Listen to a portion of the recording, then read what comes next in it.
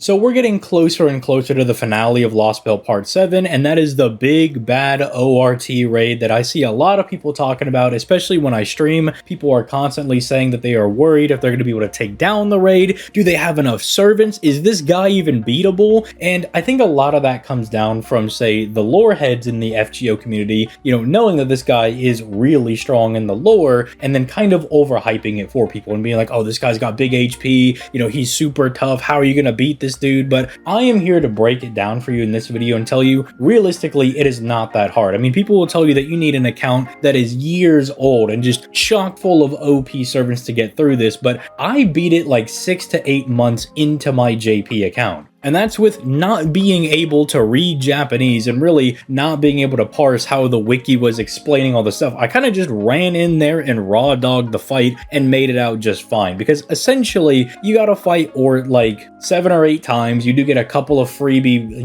lives taken out. I'm not gonna spoil who takes them out, but you do get some freebies. And then the individual fights themselves aren't actually all that hard. Again, let me just, before we get into any of the details, just let you know it is not that hard, all right? You're not going into like an impossible battle where you're gonna lose all of your servants. So, as per usual, before we begin, if you enjoy these guides, the daily FGO uploads, like on the video to be appreciated, subscribe to the channel. But with that being said, we got a bit to cover. So, ORT is the main boss that you're going to be fighting towards the end of Lost Belt 7, and he'll go through a couple of different phases. As you get to some of the later phases, I actually think it gets easier when he goes from more of the larger form to his quote-unquote smaller form. To avoid spoilers, I won't actually say what it is, but I do think it gets easier as, the fights go on. And the main gimmick behind ORT is that he has really huge HP, with each break bar having 1 million HP, and the fact that he's changing classes every single time,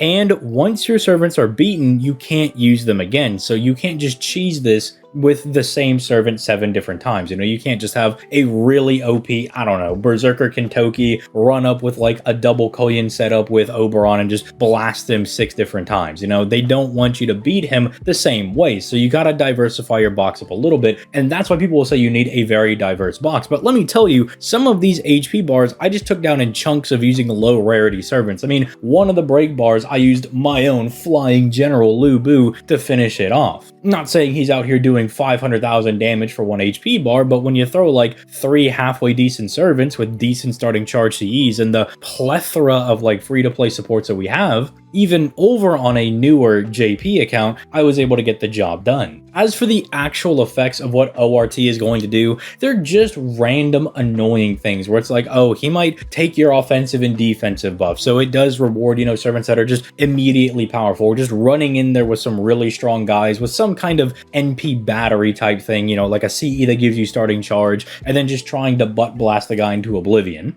He also doesn't allow you to like swap your characters around because of his Revolution web passive. So, theoretically, if like Summer Chloe was around, you wouldn't be able to like order change herself. They just don't let you do anything along those lines. He can randomly debuff you with things like, oh, he might poison you, he might lower your HP recovery, he might suck up a little bit of your NP. But it's not anything that you haven't dealt with before. If you've made it all the way to the finale of Lost Belt 7, this is not a boss fight that's introducing new mechanics that you're not equipped to take down. You've beaten bosses that are individually harder than any one of these phases, and you don't even have to do all of the phases back to back to back because you get to make a new team and go into the next fight. And again, going in with servants and then just nuking the guy into oblivion numerous times over is a completely valid strategy. In fact, I'm going to reference one of my friends that actually wasted rotations because he wanted to finish off the ORT battle with MHXX because that's one of his favorite servants. So he said, all right, I'm going to just kind of keep wasting rotation so I can get back to Berserker and then have MHXX just finish off the Berserker rotation. And you may be wondering, well, ZTL, I don't have like all these crazy servants. I don't have like an NP5 maxed out Giga Chad MHXX to finish him off as a Berserker. That's fine. Play to your strengths. Again, you don't have to beat all 10 break bars. You're going to get some freebies. And you also don't have to go in with all 6 servants every single time. You can use up to 6 servants every single time, but you can ration out your servants if you were like me and have more of a newer account. You're not like as decked out full of servants, and play to your strengths of other servants that you might not use all the time. I mean, there was instances where I brought out guys like Leonidas just because he gave the party a Buster Wide buff, and it was just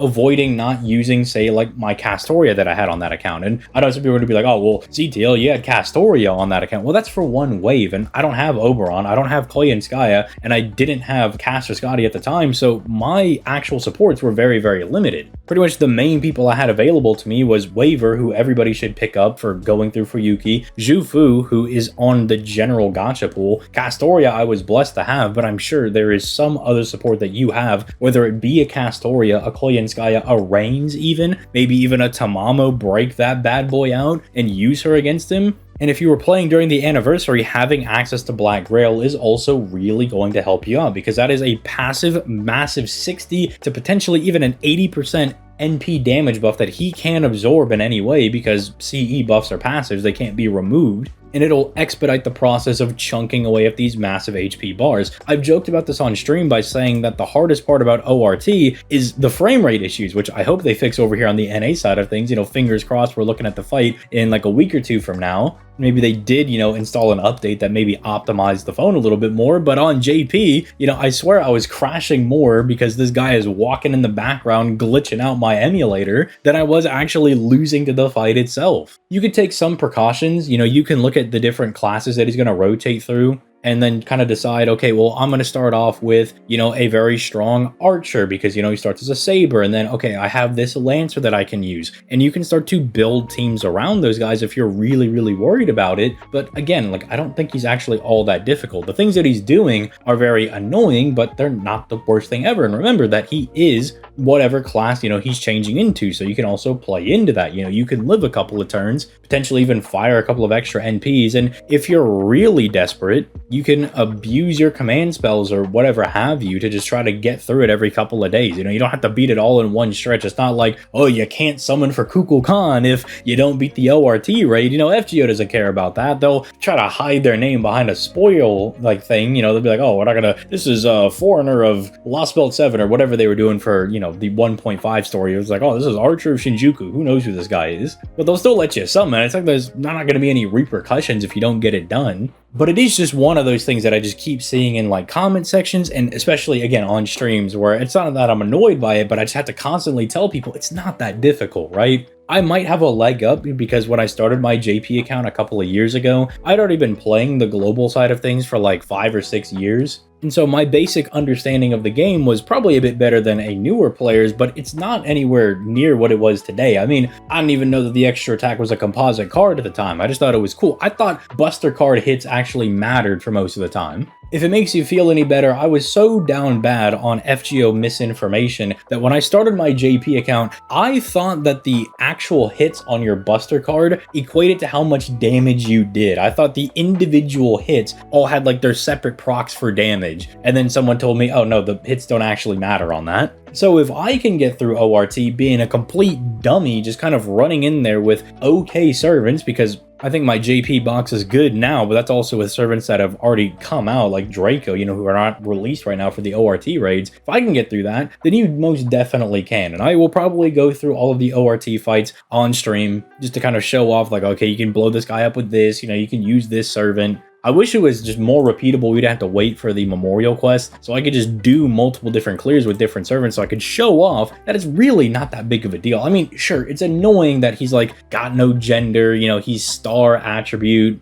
and his only traits are what? Threat against humanity and super large, so there's not a whole lot of people that can really hit him. I mean, threat against humanity is, you know, usually free eats because that's Castoria's thing. She gives that to you on her 3rd skill, but again, you can only use Castoria once. And I'm also not making this out to kind of put down the lore heads for FGO, the people that have been really waiting for this since notes came out for like, we finally are getting these like super planetary guys coming out. I'm not trying to put those guys down and say that like your guy's not super OP or anything. I'm just saying, I think it's built up a little too harshly and people are now like terrified to go fight this boss when I think there are way more annoying bosses to fight. If I'm keeping it a buck with you, I was way more annoyed going into the Comet Saws fight than I was at any point fighting ORT. And like I said, the later the story goes, the easier it felt for me. So don't you worry, gather up your servants. If you really feel like it's necessary, you can try to prep some teams right now where think about the DPSs that you're going to use. You know, if you really want to go even the extra mile, you could try to parse out each phase into like 2 different teams. You know, you could be like, oh, all right, so the archer guys are going to get him to half, and then the lancer guys are going to go when he swaps to archer. You know, if you want to like parse it out, I don't think that's necessary at all whatsoever. But if you're really that stressed about it,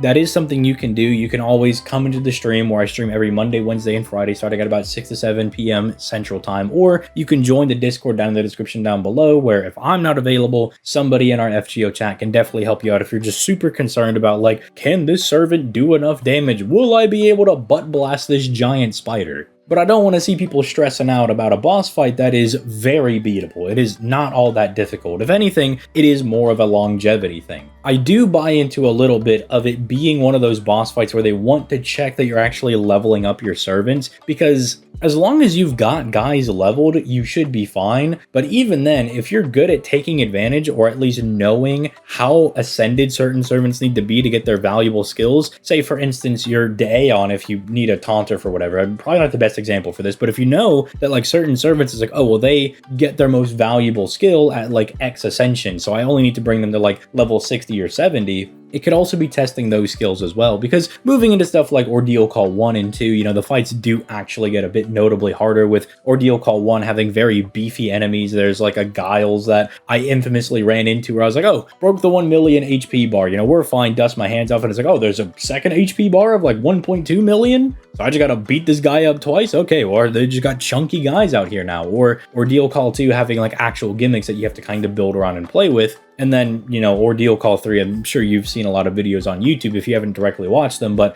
the boss fights are pretty tough. Like, I will definitely tell you, anything in Ordeal Call 3 takes a fat dookie on anything we have in Ordeal Call 7. Those were some pretty tough fights. I am not ashamed to admit that I kind of just scooped it up, was just like, just take my blue cubes, I'm getting out of here. I just want to go summon for Hakuno. But for ORT, that was never necessary, right? For all of the Lost Belt 7 fights, they were all things that I was easily able to get through. If you want a guide on Kamatsaz, because I haven't seen anybody really struggling with the Batman, you know, as it were, you know, I can make a video kind of breaking it down on some of the teams that I used when I went in there, but there are plenty of fights that you can, you know, look up on YouTube, where you can just look up like Kamatsaz solo, and you will probably find a bunch of servants that are able to do it. Again, soloing does take a little bit of luck and RNG sometimes. You know, you need the boss to not just try to immediately evaporate you, but again, some soloers are easier than others, you know, kind of obvious stuff, I would think. But yeah, let me know your thoughts in the comment section down below. Again, just don't panic, not all that hard, kind of an endurance fight, but really not really, because you probably have more servants in your Chaldea than you realize, which was something I realized when I was going through it. I realized I saved all of my strongest DPSs and never got a chance to use them. So